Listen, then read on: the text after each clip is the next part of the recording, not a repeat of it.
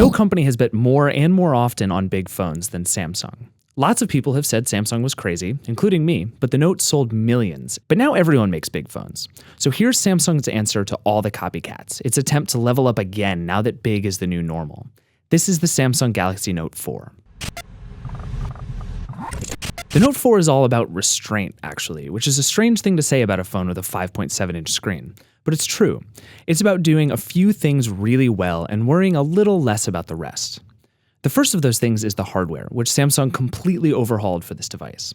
There's a sharp, chamfered metal frame rather than the rounded plastic or odd faux leather of past models. Like the Galaxy Alpha, it's a huge improvement.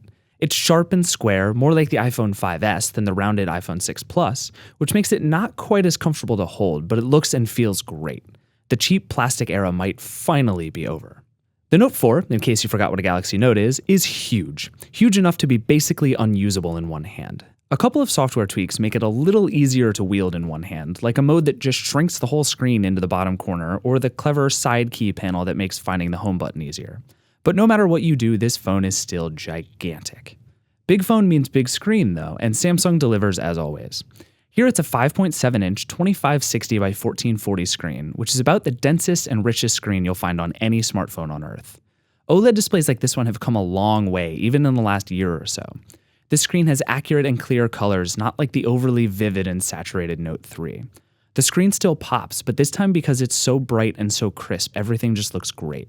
There are some oddities with the viewing angles, like when white turns a bit to pink if you look at it from the side, but the Note 4 screen is generally as good as it could be. For all its hardware improvements, though, the Note 4's greatest achievement is that it is massively powerful and totally customizable, but for the most part doesn't feel overwhelming or confusing. When you pull the S Pen stylus out of the bottom right corner, you get a few options for what you can do. Take a note, draw on a screenshot, and so on. And it's more sensitive and better for those things. But you can also use the pen to just navigate around the device, to highlight text or manipulate Samsung's really handy multi-window multitasking. Samsung is ever so slowly learning how to remove and hide features, how to make something complicated feel simple. A lot of menu options are hidden now, so you can find them if you want, but they won't get in the way for everyone else.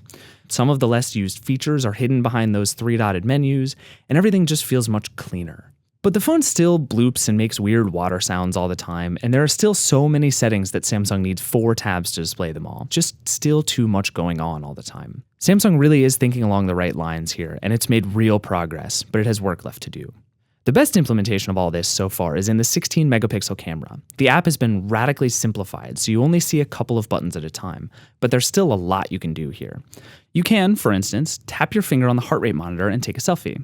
Or you can take a wide-angle selfie. Or you can yell cheese and it'll take a selfie. Or you can take a selfie with the rear camera. But if you just want to point your phone at your face and take a picture, there's nothing getting in your way. It takes great pictures and shoots great video up to 4K or in 240 frames per second slow motion, or in fast motion, or in whatever else you can think of. The Note always gets Samsung's latest and greatest hardware, and it shows here. The Note 4 is incredibly fast, smooth, and easy to use. I had basically zero performance issues. And even with that fast processor and such an insanely high-res screen, the battery is pretty great. I got 2 days of light use or a day and a half of heavy use. I could stream music and podcasts, tweet and take pictures, and browse the web and tool around with the S Pen, and it would still last 36 hours. And if you're in a pinch, there's the ultra power saving mode, which basically turns off everything except texting, phone calls, and email. You basically have a phone from 2002, but it turns 10% of battery into hours and hours of battery life. The Note 4 is, in almost every way, a huge step in the right direction for Samsung. It's nice looking, it's well built, it's fast and powerful, and maybe most importantly, it's a phone almost anyone will be able to figure out how to use. But this is still, to some extent, a niche device. The S Pen isn't for everyone, neither is the sheer size of this thing, and neither Android nor TouchWiz is intuitive enough to really challenge the iPhone 6 Plus as the big phone that's the easiest to figure out. The Note 4 is the most capable big phone on the planet, but it's not the most usable yet. But the Note's always been for power users. This is the best Note ever, and it's just a really excellent smartphone. But it makes me wonder about the Galaxy S6, or whatever it'll be called. If that can be the everyman device to the Note 4's productivity powerhouse, Samsung's going to end up with a line of metallic, powerful, simple smartphones that is really hard to beat. As long as they get those water sounds figured out.